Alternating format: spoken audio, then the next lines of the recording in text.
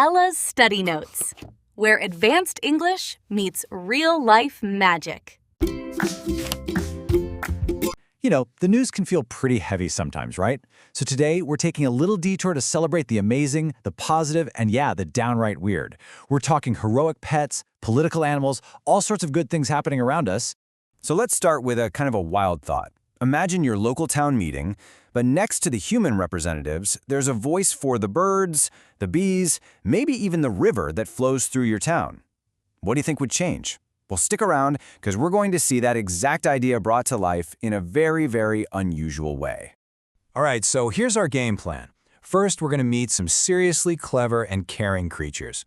Then, we'll check out a few creative, kind of weird human gatherings, and we'll wrap things up with some genuinely good news from our big blue oceans. First up, let's dive into the world of animals. These stories are just amazing. They really show off some incredible intelligence and a whole lot of heart. And we are kicking things off with a proper celebration of our feline friends. Over in the UK, the National Cat Awards honor some of the country's most special cats. And believe me, this year's finalists are really something else. The stories here are just, wow. You've got Carrot, a 22-year-old senior who's proving age is just a number. Then there's Mitz, who stayed right by his owner's side through homelessness. Magic, who helped his human cope with an unbelievable loss. And then there's Fizz, who apparently made a surprise debut on a theater stage. Seriously, every single one of them is a hero. Okay, so from Karen cats in the UK, let's fly over to Sydney, Australia, because a totally different kind of animal intelligence is on display there. It seems the local sulfur-crested cockatoos are getting maybe a little too smart. And here is the proof. This is not just some lucky one-off photo. These cockatoos have actually figured out how to use public water fountains. And it's not just one bird. It's a new skill that's spreading through the whole bird population. And think about how complex this is. It's a whole four-step process. They have to grip the handle with their feet, then twist it, and then hold it in just the right spot, all while leaning over to drink the water. That takes coordination, strength, and some serious problem-solving skills. And if that wasn't mind-blowing enough, get this. They seem to be polite about it. People have actually seen them forming queues, just waiting for their turn. You know, this isn't even their first big brain moment. Back in 2021, these same birds figured out how to raid garbage bins. Makes you wonder, what are they going to learn next? All right, from clever animals, we're going to pivot to creative humans. This next part is all about some wonderfully unique ways that people are coming together for reasons you probably wouldn't expect. Hey, remember that question from the beginning? Well, this is what it looks like in real life. Welcome to the Interspecies Democracy meeting in Southampton, UK. And yes, those are people dressed as fungi, bees, and fish. And the whole thing is being chaired by an owl and a river. Now, I know it looks a little bit like a play, but the purpose behind it is actually deeply serious. The whole point of the event is to force a change in perspective. By having people actually stand up and argue for the needs of local wildlife, it's asking a huge question. How would our decisions change if non-humans had a voice? So that's one way to bring different points of view together. Our next story is about a gathering that celebrates the complete opposite. People who share an almost unbelievable similarity. This year marks a huge milestone. It's the 50th event for the world's largest annual gathering of twins.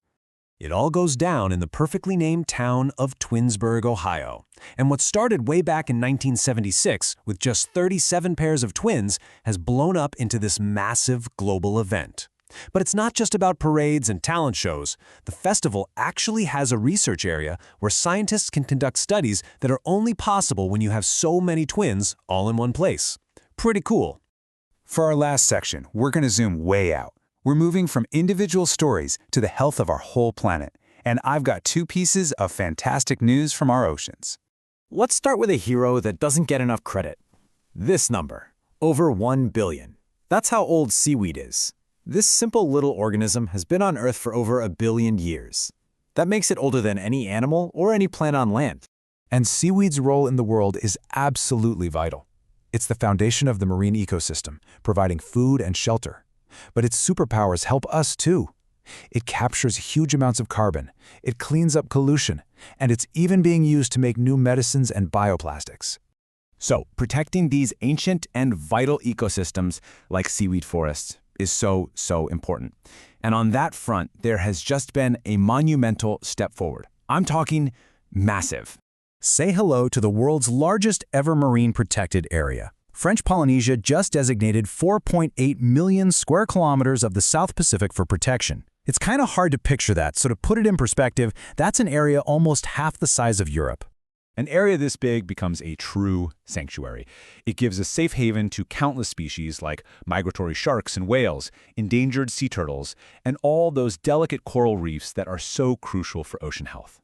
And these protections have real teeth, which is so important. Really destructive things like deep-sea mining and bottom trawling, that's where they drag these huge, heavy nets across the ocean floor, those will be restricted.